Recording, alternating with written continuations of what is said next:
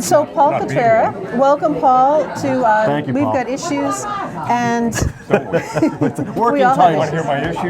yeah, we do want to hear your How much issues. Paul, I know you from the Gloucester Writers Center. You're on the board of the Gloucester Writers Center, but you also have roots here in Gloucester. You've been away all the way to California for many years, and now you're back.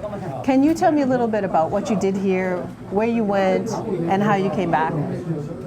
Yeah, well, I actually was born in Salem and moved up to Gloucester when I think it was the mid-'70s. And lived here for about 15 years until 1990 when I left. But I used to manage the Cape Ann Food Co-op, which used to be a vibrant little natural food store here, but it's kind of went the way of whatever. And I left in 1990 and ended up kind of going west and working in cooperatives kind of across the country, and ended up in Sacramento and managing a co-op there.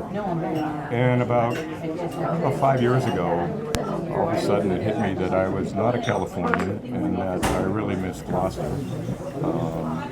One day I was watching an Italian soccer. Well, we need a mic on you, Paul? Yeah, we can. Okay. That's okay. Here, we'll just speak right into that. Okay. Sorry, is that okay? Oh yeah, it's All fine. right. It's like The fun of staring me being right in live. the eye. The fun Yeah. of being live and being Yeah, mic'd normally I up. would just hold the phone closer to you, but now this is way back. So one day I was in Sacramento. It was a Sunday morning. I had this tradition of watching Italian soccer on TV.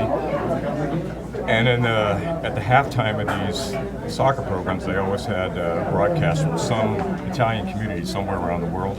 And I was sitting there watching it, and all of a sudden I realized it was the Caffe Sicilia. They were broadcasting from here, and I thought, Gloucester, you just can't get away from it.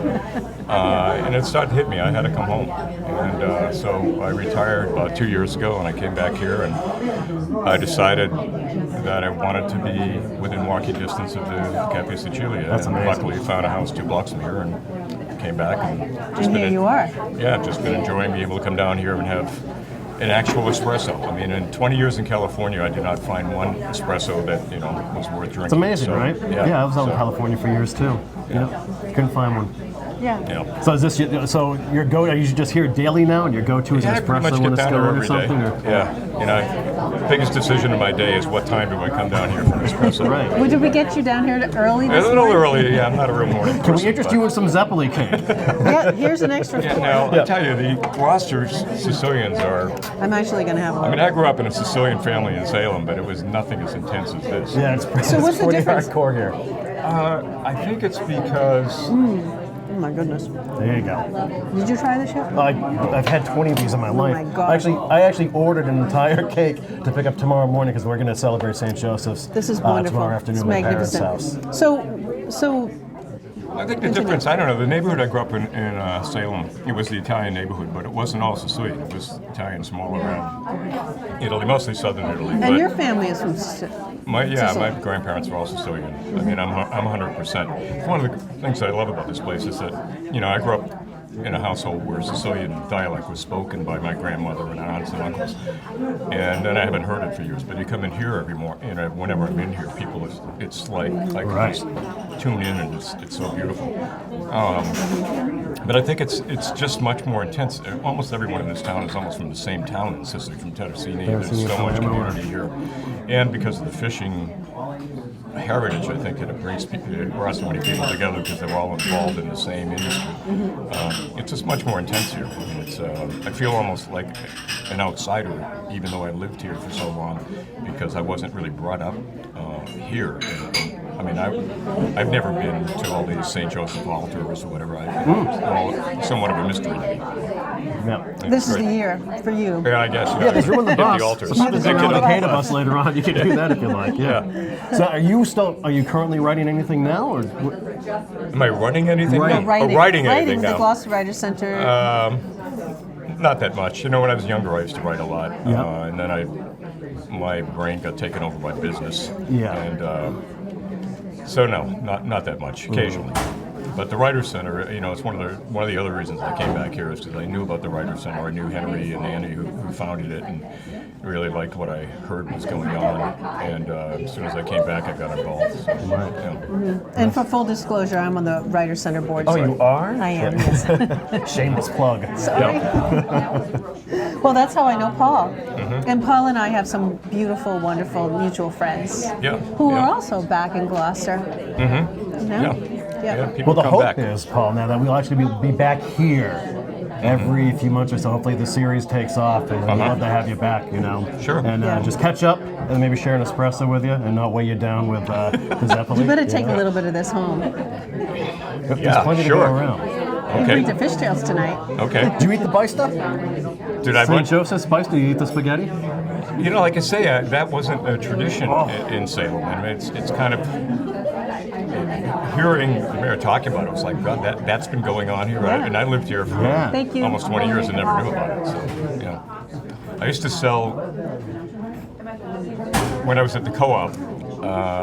We started during St. Peter's one year. I had this idea we were going to have this special. We were going to sell our Pecorino Romano cheese at a really good sale price. And we used to hardly sell any of it. I mean, there weren't a lot of Sicilians coming to the co-op. And we put an ad in the paper, and a fight almost broke out in the store. I mean, it was like we put there was like 10 pounds of cheese. It was all gone within 5 minutes, and a bunch of women down there fighting over eating the cheese. And I had to drive in. Food seriously. I had to drive into Everett and buy 18 wheels of cheese and bring it back and have it ready for them. It was crazy. So, and that was sort of my first exposure to the intensity of the Sicilian experience here in Gloucester. Yeah. So you've traveled to Italy quite a lot. Yeah. You've got some favorite spots? Well, I still have relatives in Sicily, so I usually visit them, and then I spend a lot of time in Rome. Rome is, kind of, if I closed my eyes and lived in a fantasy life, it would be in Rome. But my cousins in Sicily, like I say, I see them all, every couple of years I try to go there. So it's, it's a very small town. So on the other side of Sicily, from where everyone in Gloucester is from, everyone around here is usually close to Palermo. My relatives are close to Siragusa. It's a very small town, not a lot going on, but it feels like home. So. Yeah.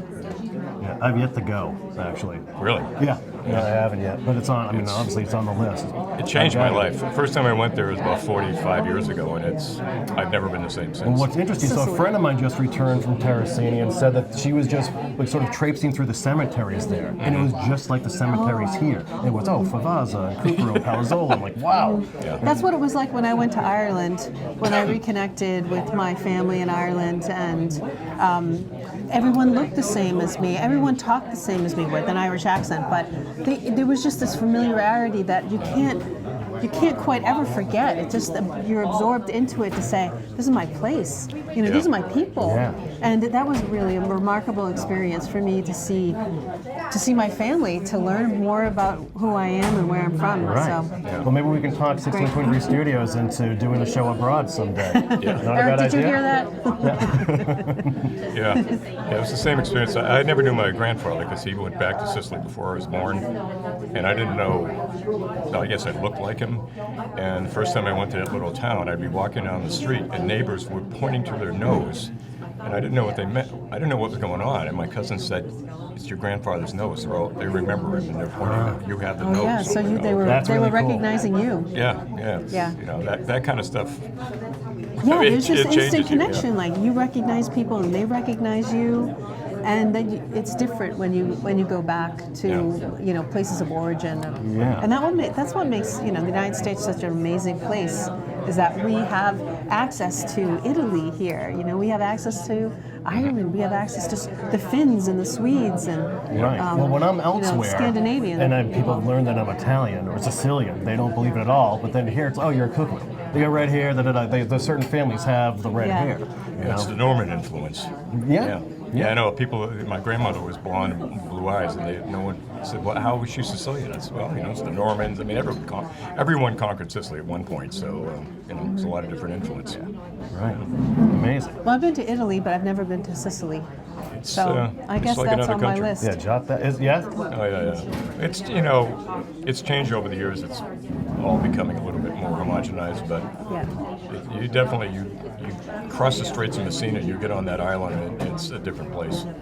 like as the mayor was saying, the language is completely different. It's different from different parts of the island to other parts. My mother's family was from Messina, my father's near Siragusa. Yeah. They spoke a different dialect.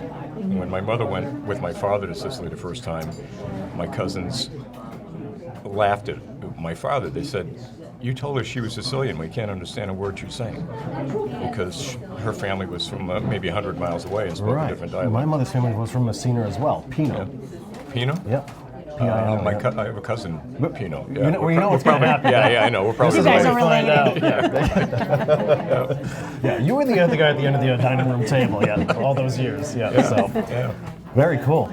Well, Paul, thanks for joining us today. Thanks, we really Paul. appreciate it. Great stories Yeah. to share. We definitely want to have Yeah. you back again. Okay. And thanks for spending some time with us.